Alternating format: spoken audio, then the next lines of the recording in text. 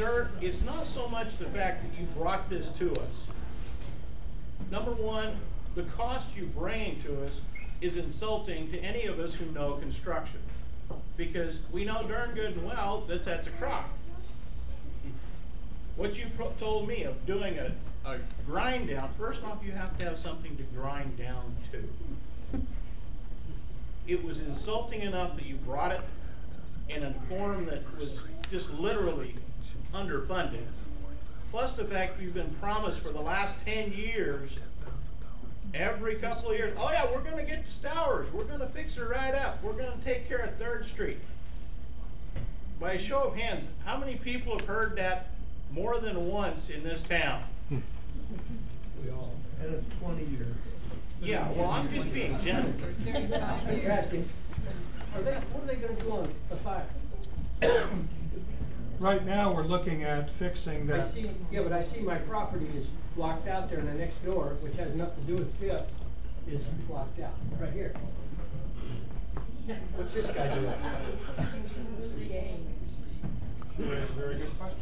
Yeah, see, That one is not supposed to be in there. It isn't on. No, There's no frontage. there's no frontage. So there's no frontage here either. No, so yeah, this guy's a could be flag just lot here. That could just be a crosshatch. Yeah, right there. Yep. I have a question. It's on this particular property right here. Yes.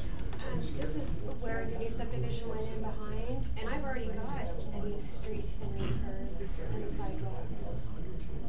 So I don't know why mine is there. That's all new street there too, Kim. What? That's all new street back there. Yeah, this is all brand new street. I've got a nice brand new sidewalk. Okay. Because when they was, I don't know if they're getting me on this area right here.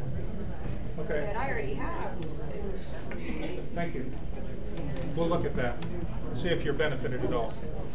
I would hope so. Yes, sir. Yeah, we had it said $400,000. Almost 500, 492,000. All right. Now, I believe like everybody else, it is a low ball figure because we've done some paving out where I work and it was millions of dollars. What if, when that comes in, I don't think it's going to get approved, but if somehow it did, and that price ends up being $1.4 million, and we've already approved of this, what happens then? We pay more a month? We have to? Yes, and that's a very, very good point. Yeah. This estimate is preliminary. Before it goes to the council for approval, there will be a certified amount under statute. So whatever we say here is apparently air right now. What would happen before anything, it would come back to the council with an engineer's estimate and a certified contract amount. And if that number came in so much higher or any higher, at the council's direction, the project could be canceled. And you would have input on that. So there's not this situation where we're going to come in here and hand you a bag and say, here, pay it. No, no. That paying the portions of those vacant houses that are still in Sunrise Acres? The property owners would be assessed. What about the whoever 10 owns those houses properties? that are foreclosed in Sunrise Acres? Between 3rd, 4th, 5th, 6th, I and know. Stowers. Same situation. 10% of those houses are foreclosed on right now. This is a blight that's happened everywhere, and it's not just here. Every city in America is facing that. And it would go, once again, it would be assessed back to the property. Street, Shirley Street, Kennel Street. And here's by what, comparison, and we've talked about those this. streets have one house in foreclosure. What happens None. if, like this foreclosed property, what happens if they don't pay the assessment? Yeah, what happened? What happens if they don't pay? The city council is on the hook. They will foreclose on that property and the proceeds of the foreclosure in theory, but we all know that until that property is sold, those bonds have to be paid back. So it would have to be coming back to the city. So the city has got a significant risk here, and the council has got to take a jaundiced eye to this concept too, because they're taking on the risk. They're going to be the backers of the bonds on the district's behalf.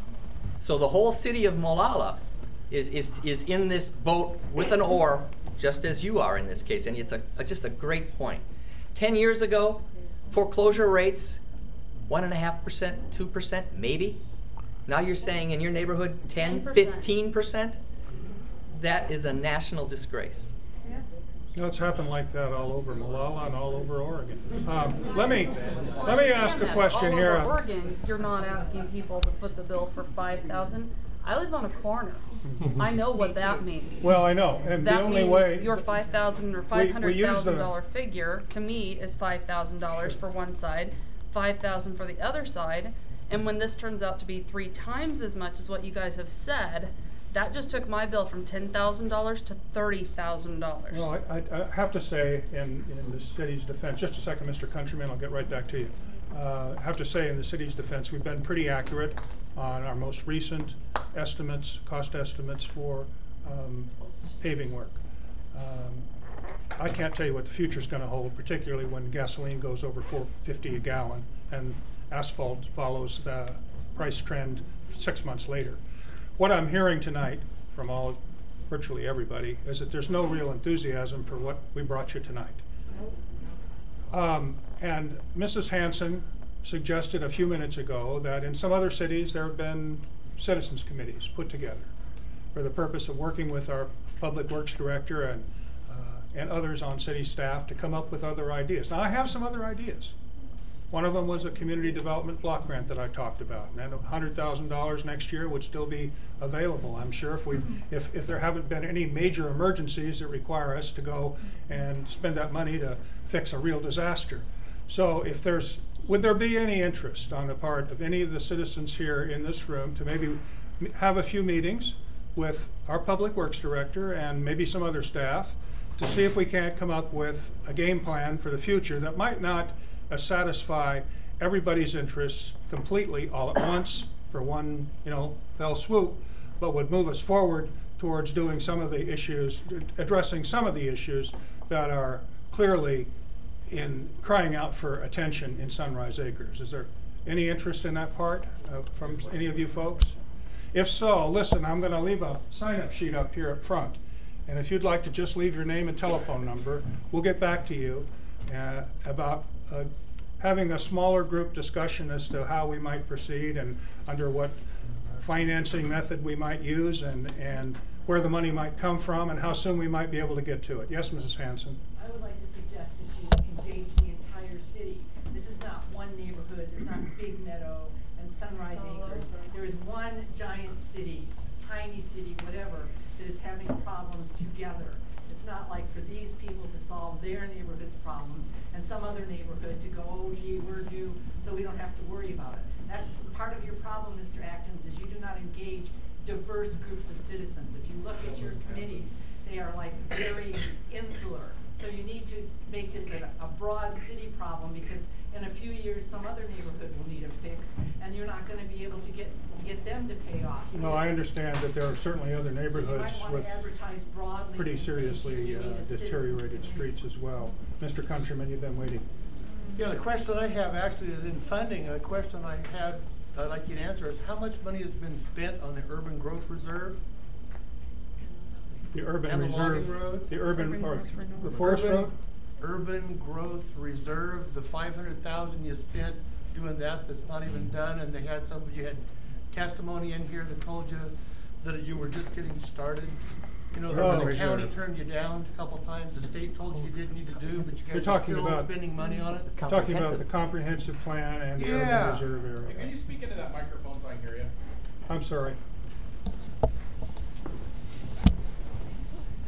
Mr. Countryman asked the question, how much money has the city spent on the this proposed urban reserve area and our other long-range planning efforts over the last 6 years or so, and it's been at least $250,000. Budget $490,000 already. That was in the paper. Yeah. And that's just on your silly urban renewal program, which you have a person who is not qualified to do that in charge of. Thank you for that comment. Are there any comments? Way in the back there. As much as I hate to say it, I would be for another $5 bill on my water bill, as long as it went to improvement of the streets 100% throughout the city, and also that there would be no more raises of our water bill for any other type of taxes, because the pool bill that started out really upset me when it was just crammed down our throats. Understood. But if you put another $5 and cap the city at a $10 where they can never again on us, I would be for it. And $5 is dedicated for street roadway improvement, that's everybody in the city picking up the tab. Like What he's 65. suggesting is a street utility fee, and a number of other cities in Oregon have done that. West Lynn is the most recent.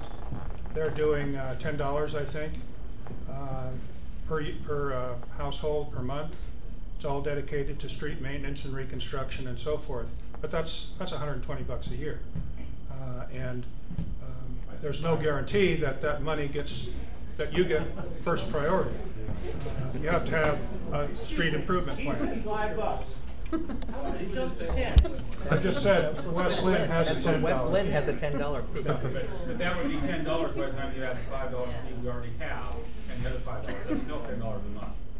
So I'm just saying that the idea of a street utility fee is something that other cities have used, and how much it is, how much it would be, how much would be charged would be a decision that would be up to the city council.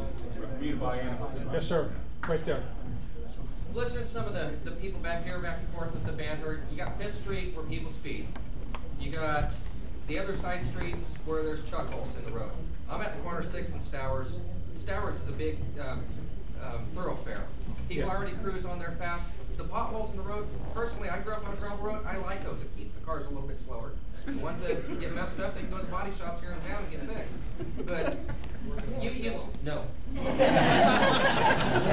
But the speeding up there, I got 3 daughters that like to play out on the road. I have a hard time with them on Stowers. I have to shoot them over to 6th Street in the other side of my house just to play, because cars are flying there. And you're going to have the same problem with people complaining with the chuck holes as people on 5th Street complaining about the speeders. Thank you. I like them. I don't have a problem with them.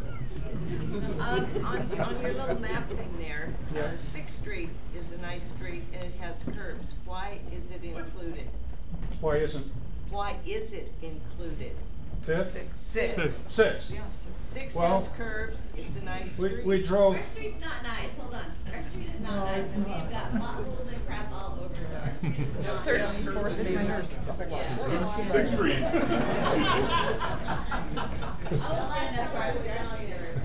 It's not as bad as 3rd and 4th. We'll take the floor for a second. Okay. Okay. Ma'am, I appreciate the comment. 6th Street is in as much failure as the other side streets, okay? That's what I was gonna get to. Can you all hear me okay? Yeah. The voice, it may carry it back. So you guys are okay back there? Okay. So,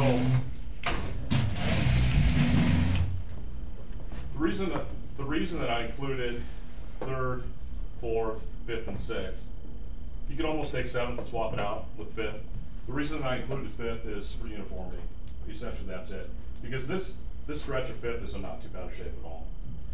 6th Street, really evaluating the field, is as bad as it's in as much failure as 3rd and 4th. 7th Street. Why did you include the corner lots there on 7th that have the new pavement and the new sidewalks? We're going to take a look at those. That. I mean, I'm just curious. That is something that probably is a mailing glitch, if at all, okay. And that was not something I was involved in. So it could have been something else. We've been back and forth on those corner lots on 7th. Well, I just figured I'd ask him because that's what he does. Yeah, well, and you were moving on the mailing list to receipt, and I didn't. I did assessment on the streets themselves, but as far as the properties, I wasn't involved with it. As far as the list of property owners.